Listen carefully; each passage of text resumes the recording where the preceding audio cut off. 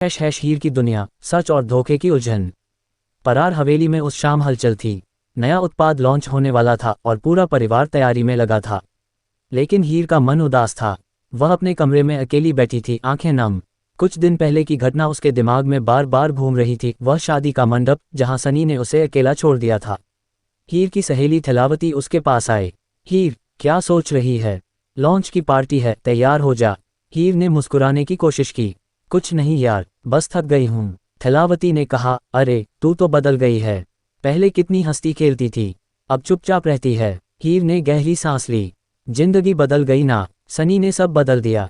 इधर अर्जुन और उसके दोस्त बातें कर रहे थे। अर्जुन ने थैलावती के जेब में एक नोट डाला था, लंच का न्योता। लेकिन नोट किसी और के हाथ लग गया। दोस्त ने पूछा, यार तू थैलावती को लंच पर बुलाना चाहता है? अर्जुन ने शर्माते हुए कहा, हाँ यार, वह मुझे अच्छी लगती है, लेकिन डर लगता है कहीं मना न कर दे। दोस्त ने हंसकर कहा, अरे नोट डाल दिया जेब में, अब देखते हैं क्या होता है। लेकिन नोट गलती से हीर के पास पहुंच गया। हीर ने नोट पढ़ा, क्या तुम मेरे साथ लंच पर चलोगी? उसका दिल धड़क गया। उसे लगा शायद कोई गलतफहमी है। पार्टी में सब जमा थे।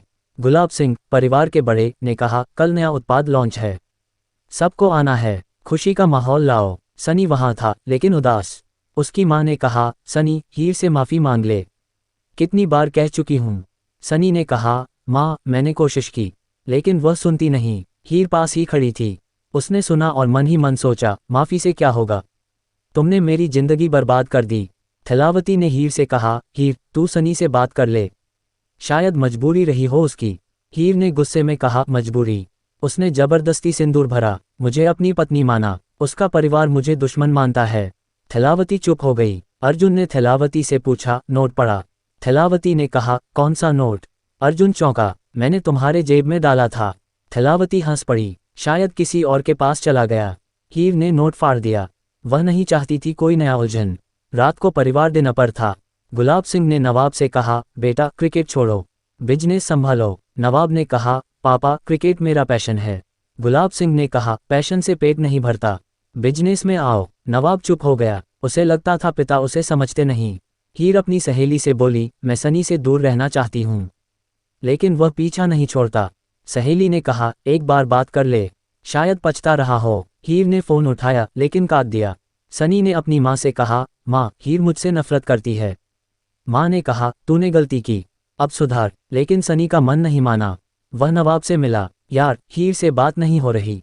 नवाब ने कहा, भाई तूने गलती की, अब सहना पड़ेगा। पार्टी के दिन सब तैयार थे। नया उत्पाद लॉन्च हुआ, सब तालियां बजा रहे थे, लेकिन हीर का मन नहीं लगा। वह बाहर बालकनी में खड़ी थी। सनी आया। हीर, एक बार सुन तो लो। हीर ने कहा, क्या सुनूं? तुम्हारी बहाने। सनी ने कहा, मैं पछता रहा हूँ, मंडप से भागना गलत था। हीर की आंखें भर आईं। अब बहुत देर हो चुकी। थैलावती और अर्जुन पास थे। अर्जुन ने कहा, हीर, शायद उसे मौका दे। हीर ने कहा, नहीं, मैं अपनी जिंदगी खुद संभालूंगी। लॉन्च सफल रहा। गुलाब सिंह खुश थे, लेकिन नवाब उदास। उसे क्रिकेट की याद आ रही थी। रात को हीर ने सोचा, सच बोलना मुश्किल है, लेकिन झूठ से बेहतर है। सनी ने फैसला किया कि वह हीर को मनाने की पूरी कोशिश करेगा। परार परिवार की जिंदगी में नया मोड़ आ रहा था। हीर मजबूत बन रही थी। थैलावती और अर्जुन का रिश्ता आगे बढ़ रहा था। नवाब अपने पैशन के लिए लड़ रहा था। कहानी बताती है कि गलतियां होती हैं, लेकिन सुधार का मौका हमेशा मिलता है। हीर ने साबित किया कि औरत अकेले भी जीत सकती है। परिवार का साथ मिले तो जिंदगी और सुंदर हो जाती है।